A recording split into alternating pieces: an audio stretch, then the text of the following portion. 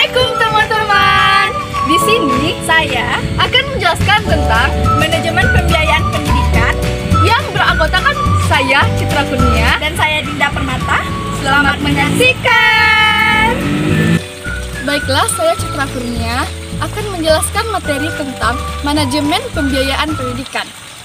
Manajemen pembiayaan pendidikan adalah sebuah rangkaian aktivitas mengatur keuangan lembaga pendidikan dari proses perencanaan, penatausahaan, pembukuan, pembelajaran, pengawasan, pelaporan, sampai pada pertanggungjawaban keuangan pendidikan. Menjadikan sumber acuan untuk para pemilik lembaga pendidikan dalam menjalankan dan mengelola lembaga pendidikannya.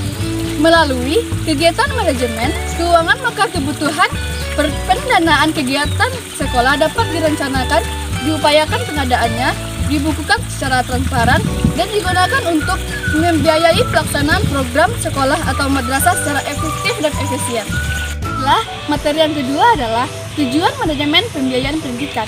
Yang pertama, meningkatkan efektivitas dan efisiensi penggunaan keuangan sekolah dan madrasah. Yang kedua, meningkatkan akuntabilitas dan transportasi keuangan sekolah atau madrasah. Meminimalkan penyalahgunaan anggaran sekolah atau madrasah untuk mencapai tujuan tersebut. Maka, dibutuhkan kreativitas kepala madrasah untuk menggali sumber-sumber dana dan menempatkan bendaharawan yang menguasai dan pembukuan dan pertanggungjawaban atas keuangan tersebut. Saya akan melanjutkan materi yaitu prinsip-prinsip manajemen pembiayaan pendidikan. Yaitu ada yang pertama akuntabilitas, yaitu proses manajemen pembiayaan pendidikan harus mampu mempertanggungjawabkan dan bagaimana dana itu diperoleh dan digunakan baik secara sendiri maupun secara publik. Yang kedua ada transparan, yaitu proses manajemen pembiayaan pendidikan harus dilakukan secara transparan atau terbuka dan mampu diakses oleh pihak yang berkepentingan. Yang ketiga ada integritas, yaitu pelaksanaan manajemen pembiayaan pendidikan harus memiliki integritas baik sistem yang dibangun maupun sumber daya manusia yang menjalankannya. Yang keempat ada konsistensi, yaitu pengelolaan dana pendidikan harus secara konsisten dan dengan tetap memperhatikan dinamika dan perubahan organisasi yang ada. Konsisten ini juga disesuaikan dengan visi dan misi dan tujuan yang lembaga yang telah ditentukan. Dan yang terakhir ada yaitu efektif dan efisien, yaitu pengelolaan dana pendidikan harus dilakukan secara efektif dan efisien dan fokus pada tujuan yang hendak akan dicapai. Materi selanjutnya yaitu teknik-teknik manajemen pembiayaan pendidikan. Yang pertama yaitu menyusun RAPS, yaitu pada tahap perencanaan menyusun RAPS ini adalah hal yang wajib. Karena RAPS merupakan rencana penggunaan sumber dana untuk pelaksanaan pendidikan di sekolah selama 1 tahun, dan juga penyusun RAPS ini biasanya melibatkan kepala sekolah, guru, komite, dan staf tata usaha.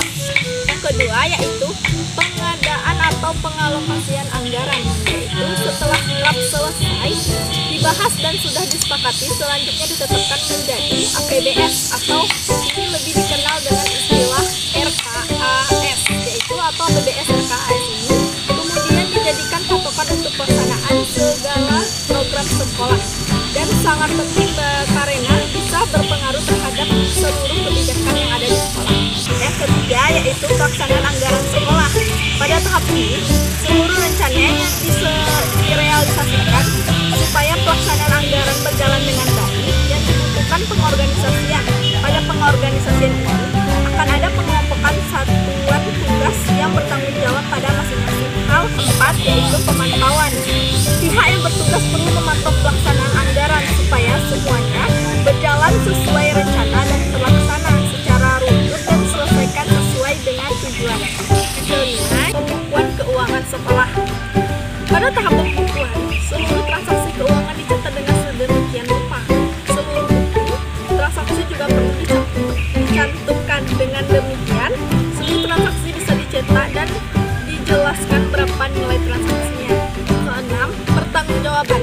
Pada tahap ini, seluruh penerimaan dan pengeluaran keuangan sekolah dilaporkan menggunakan laporan tersebut. Pihak sekolah akan mempertanggungjawabkan realisasi anggaran kepada sumber dana. Yang terakhir yaitu ada penilaian pada laporan keuangan manajemen keuangan, sekolah bisa dinilai kinerjanya apakah sudah bagus atau belum dan sesuai harapan.